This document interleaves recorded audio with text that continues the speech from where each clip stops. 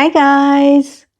So I want to talk about my next read. My next read isn't going to be part of the Pop Sugar Challenge. It's going to be part of another challenge, which I'm doing this year. It's the 2026 Agatha Christie Reading Challenge.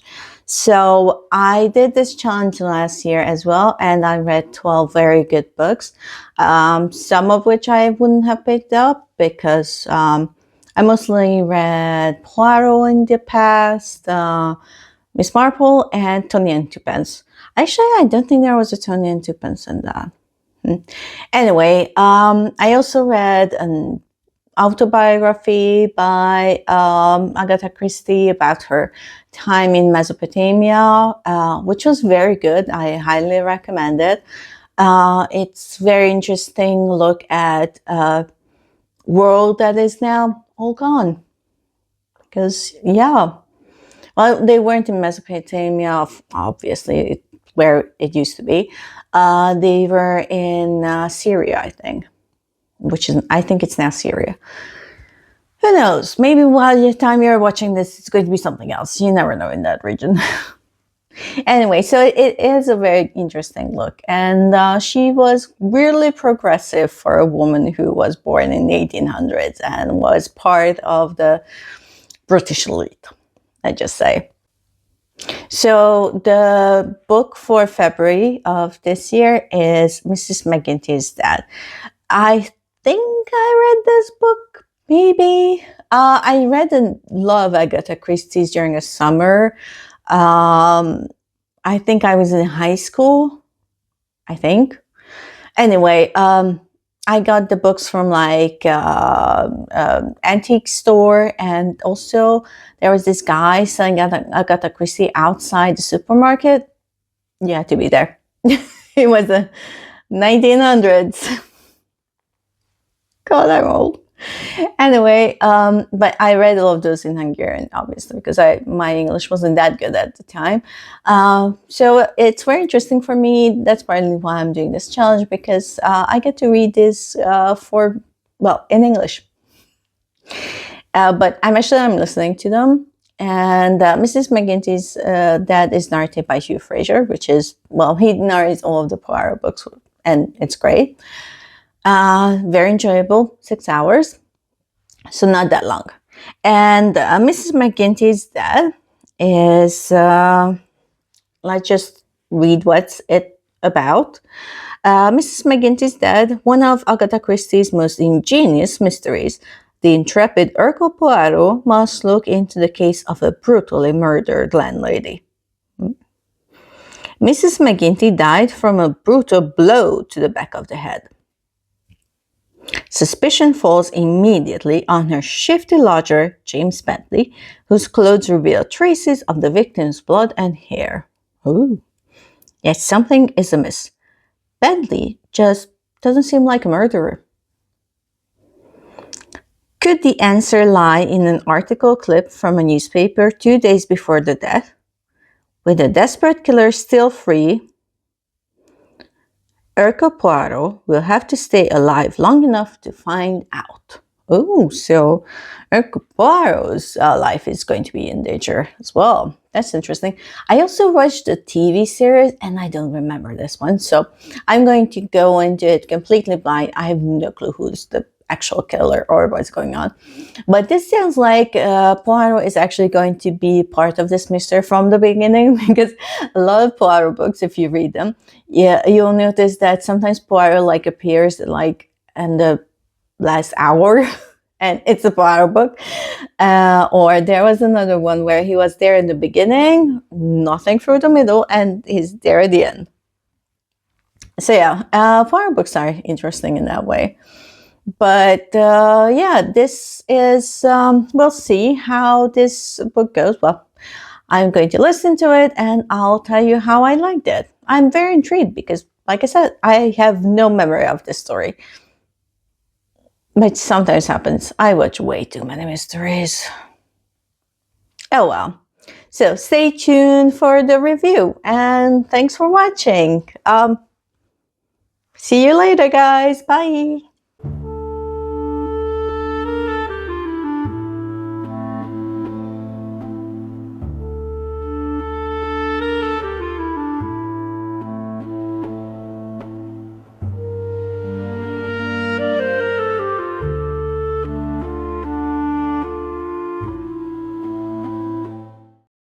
Hi guys! So this is a review of Mrs. McGinty's Dead by Agatha Christie.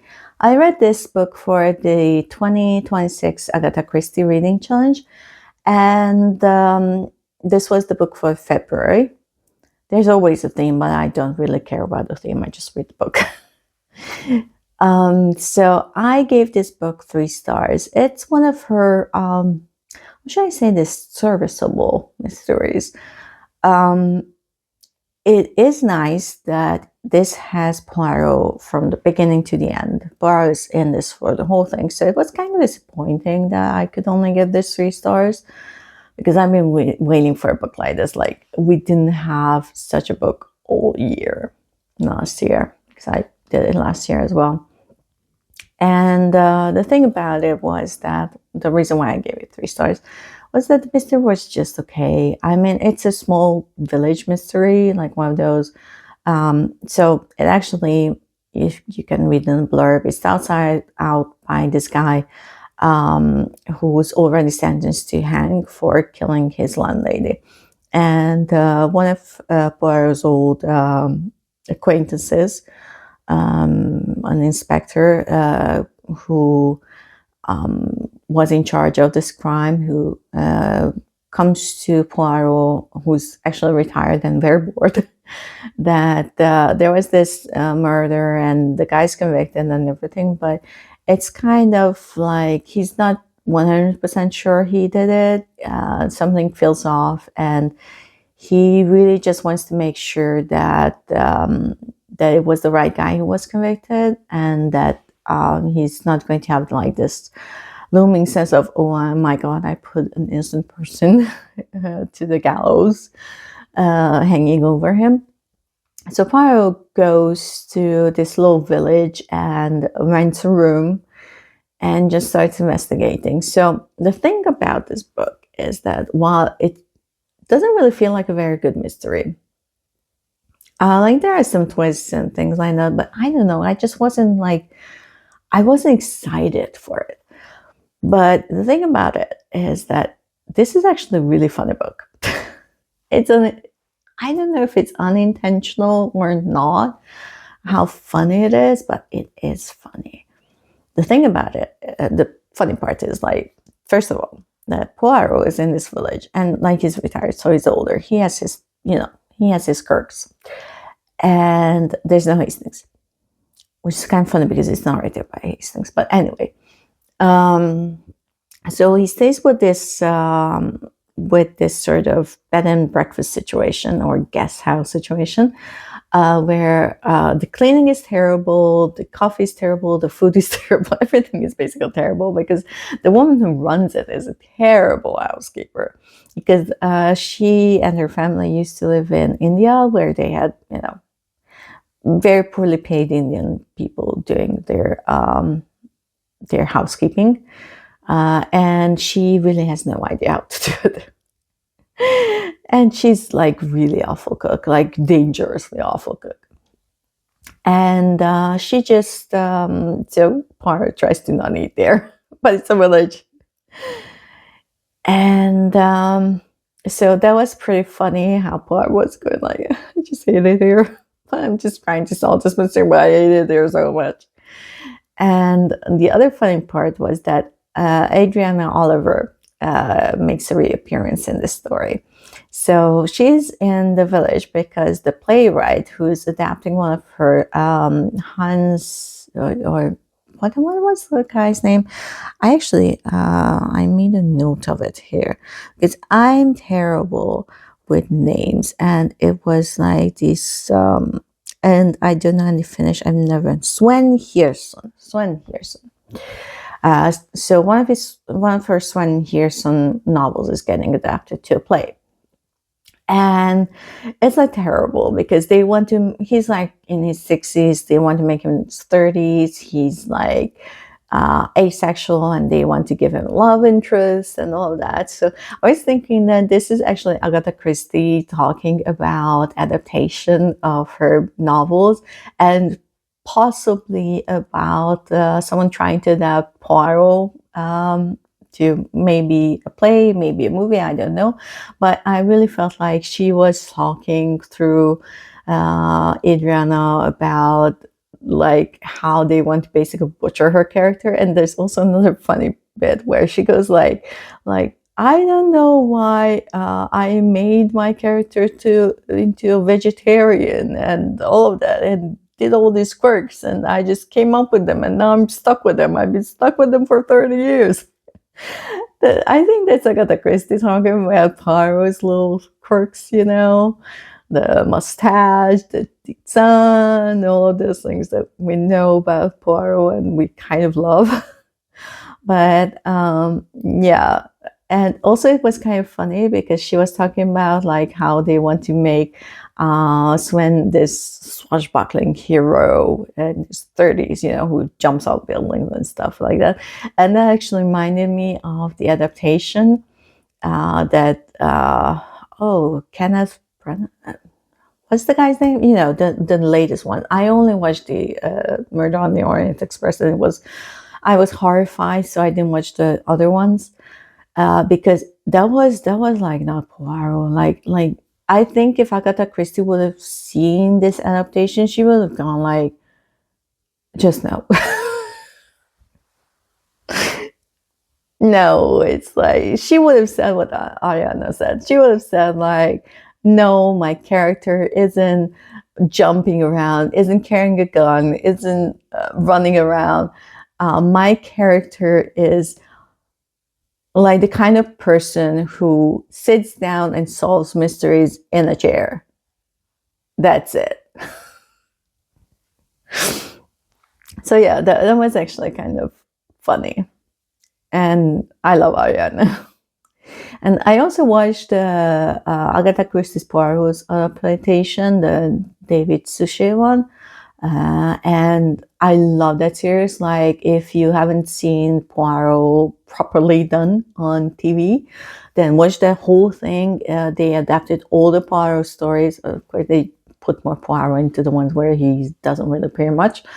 But they did the whole catalog, and David Suchet is amazing. He is Poirot to me. Like, there's never ever going to be another guy who's Poirot. He's Poirot. You can't do it any better than he did. Like, it's impossible because he's literally perfect.